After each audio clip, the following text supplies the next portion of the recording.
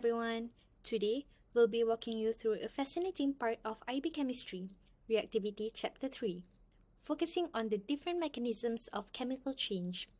You might be wondering, why is this important?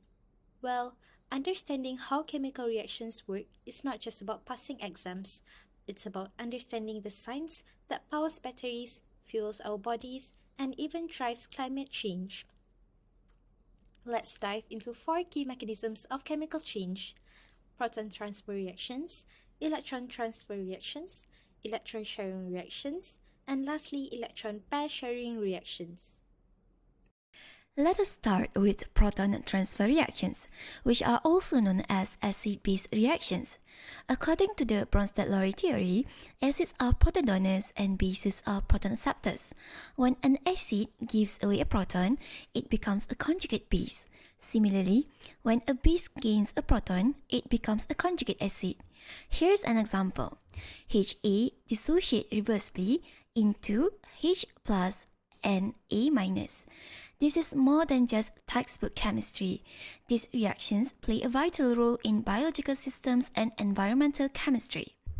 For instance, ocean acidification occurs when excess carbon dioxide in the atmosphere dissolves in seawater and forms carbonic acid. This lowers the pH of oceans, affecting marine life. Did you know that coral reefs are dissolving faster than they can grow in some areas due to acid-base reactions?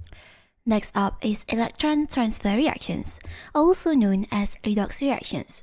These reactions involve the movement of electrons from one species to another.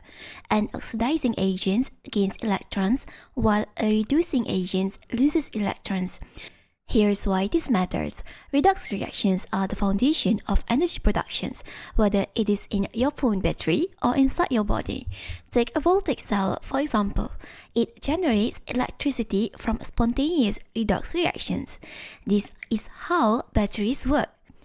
On the other hand, electrolytic cells use electricity to force non-spontaneous reactions, useful in electroplating and metal extractions.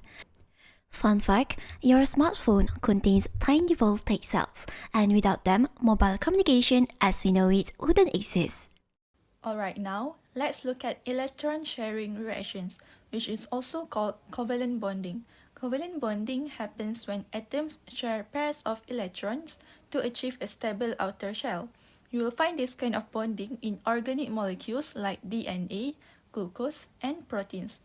Electron sharing is central to life on Earth. Every breath you take and every bite of food you eat involves molecules that rely on covalent bonds. There are many examples of covalent bonds. For instance, water H2O, methane CH4, and carbon dioxide CO2. Polarity plays a huge role here.